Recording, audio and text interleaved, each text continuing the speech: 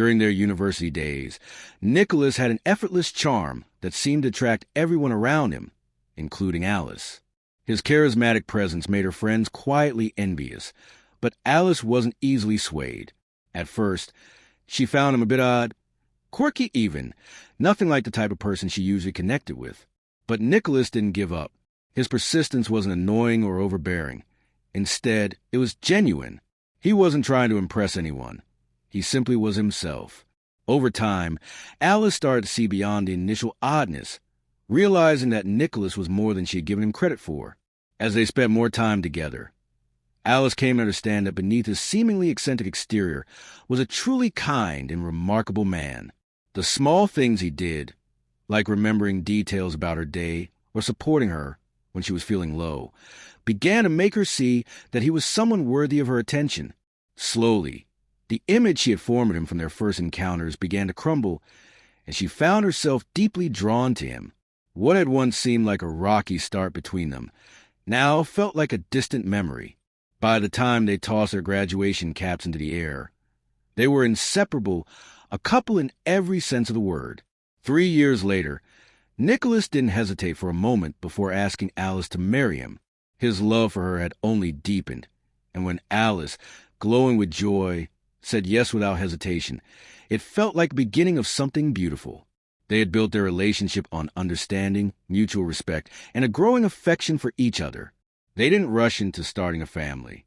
Instead, they decided to focus on their relationship, choosing to spend time together as a couple and savor life in the present. However, their decision didn't sit well with their families, who couldn't help but nudge them toward the next step, grandchildren. The constant suggestions and light-hearted prodding from their parents became a running joke between the couple. They'd laugh it off, finding humor in the never-ending conversations about when they were kids, even though they knew it wasn't time yet.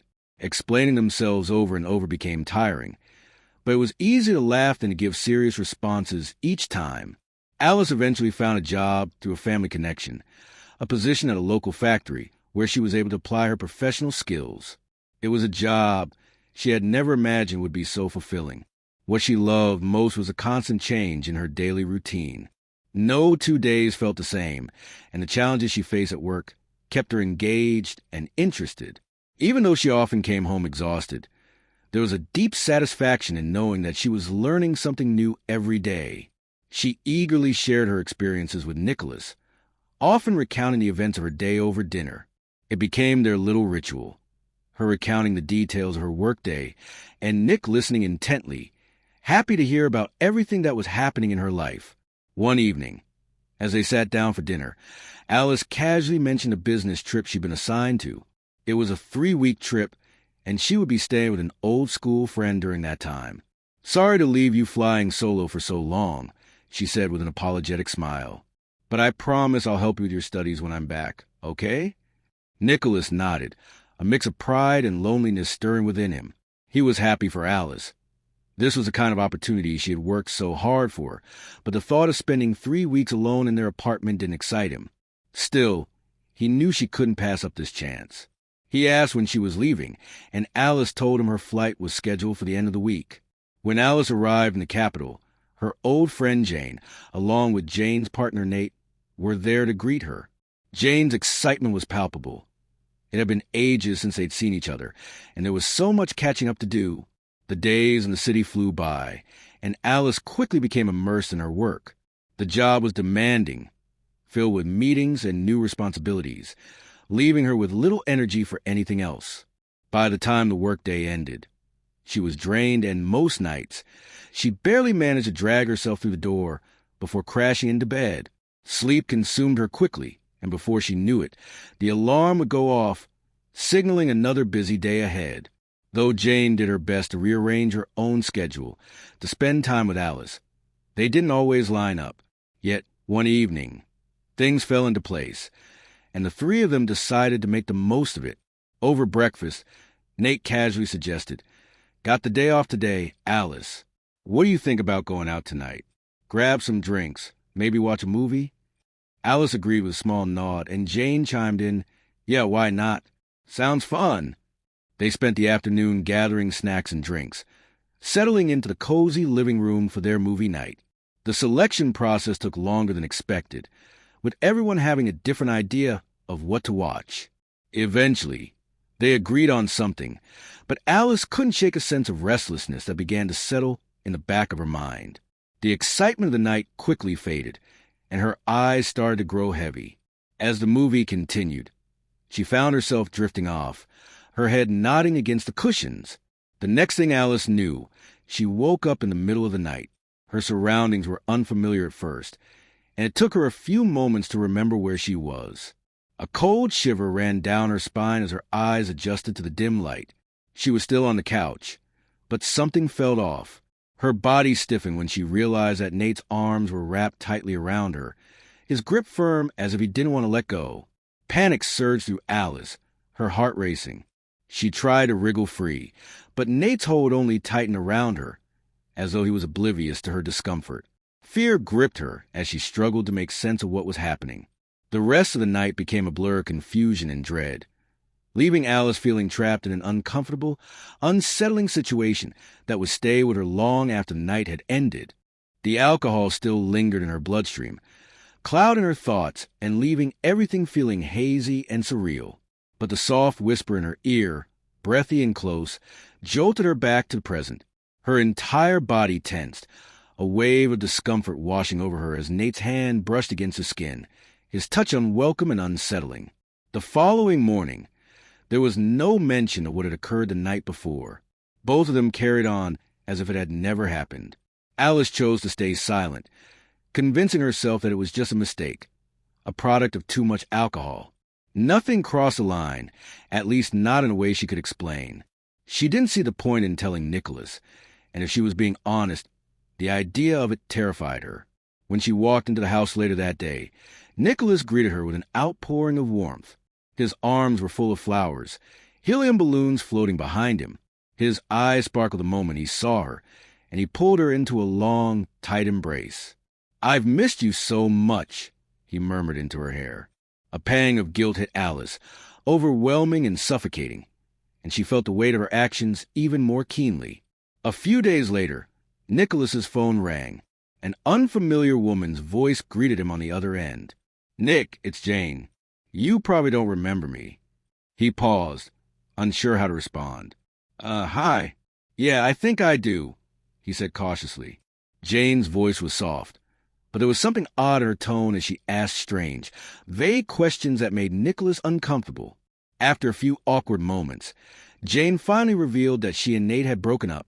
Nicholas blinked in confusion, not sure what to make of this sudden conversation. "I'm sorry to hear that," he said, trying to keep his voice neutral. "But why are you telling me this?" There was a long silence before Jane sighed deeply, gathering the courage to continue. "It's not just one thing," she said slowly. "It's what he did when I wasn't around. He brought girls home from the club when I was at work." Nicholas's stomach churned, but he tried to stay calm. "Okay, but what does this have to do with me?" he asked, unease twisting in his gut. "What are you trying to say?" Another heavy pause, then Jane's voice, almost a whisper. "I think you need to know something she won't tell you herself." Nicholas felt his heart race as he thanked her stiffly and ended the call. He sat there for a moment, staring at the phone in his hand. Jane's words echoed in his mind, the unease growing stronger. He didn't want to assume anything, but the knot in his chest was undeniable. That night, Nicholas returned home with a bottle of wine. He poured a glass for Alice, who seemed a little surprised, but she accepted it with a small smile. Neither of them spoke of what was truly on their minds. But during dinner, Nicholas, feeling a strange tension, decided to bring up a topic. He told a story about a friend who'd been cheated on by his wife, hoping to gauge Alice's reaction. His tone was light, almost casual, as he recounted the tale. Alice, her face a perfect mask, listened without flinching, nodding along as though the story held no significance for her. Just as Nicholas finished telling the fictional account, Alice's phone buzzed. She read the text, her expression changing instantly. The color drained from her face. The message was from Jane. "I told your husband everything," along with a few choice words. The words hit Alice like a physical blow, and she slowly lifted her eyes to meet Nicholas's gaze. His eyes were full of quiet understanding. And at that moment, Alice knew she could no longer hide the truth.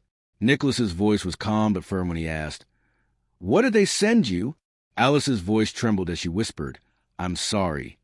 A wave of panic surged within her, and she nearly bolted from the table, desperate to escape the confrontation. But Nicholas, surprisingly calm, reached out to stop her, waiting patiently for her to gather herself. "Is there something you need to confess?" he asked softly, his eyes never leaving hers. Alice nodded weakly, but the words stuck in her throat. The silence between them was thick and suffocating, each passing second amplifying the weight of the unspoken. The ticking of the clock on the wall was the only sound filling the heavy air. Finally, Nicholas broke the silence. "I'll go," he said, his voice steady but laced with pain. Alice's tears flowed freely now, but Nicholas held himself back, his instinct to comfort her held in check by the gravity of the situation. He stood up, the weight of the moment heavy on his chest. The apartment, a gift from Alice's parents, was hers alone now.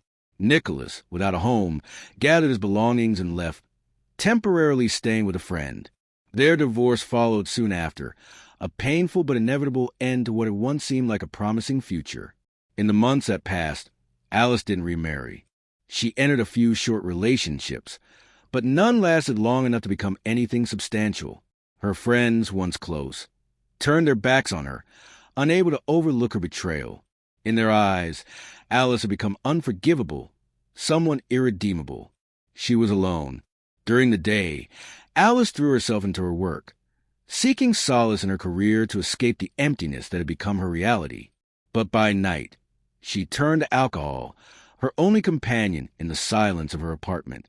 Each drink was a desperate attempt to numb the resentment that had taken root in her heart, an attempt to drown the pain of her choices.